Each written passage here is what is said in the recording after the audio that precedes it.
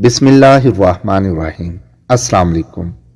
मुस्कुराहट सबको अच्छी लगती है और हंसने के अमल के दौरान गालों पर डिंपल्स पड़ने से इंसान की मुस्कुराहट मज़ीद खूबसूरत हो जाती है। लेकिन बहुत कम लोग ये जानते हैं कि ये डिंपल्स दरअसल पट्टों में खराबी की वजह से पैदा होते हैं। डिंपल्स के बारे में आम तअस्सुर है कि ये एक वरासती खसूसियत है जो माँ या बाप में से किसी एक के पास होने की सूरत में औलाद में भी मुंतकिल हो जाती है।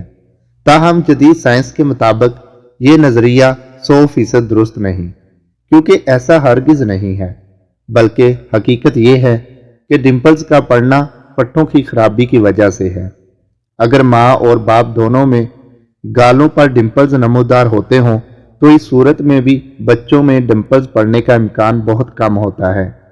तभी माहिरीन का कहना है कि इंसानी चेहरे में गालों की तरफ ज़ाइगोमेटिक मेजर नामी पट्टे मौजूद होते हैं जो जिसामत में निहायत बड़े होते हैं। ये पट्टे हमें मुस्कुराने में मदद देते हैं, लेकिन बाज़ दफ़ा ये पट्टे जीनियाती खराबी के बायस पैदाइश के वक़्त टूट जाते हैं या कमज़ोर हो जाते हैं, और इस खराबी के हामिल अफराद जब मुस्कुराते हैं तो इनके पट्टे खींच कर ऊपर और नीचे की तरफ चले जाते हैं और दरमियान में एक खुलासा पैदा हो जाता है जो चेहरे पर डिंपल की सूरत ज़ाहिर होता है। यूं बेज़ाहिर पट्टों की खराबी हमारे चेहरे और मुस्कुराहट को नहायत खूबसूरत बना देती है।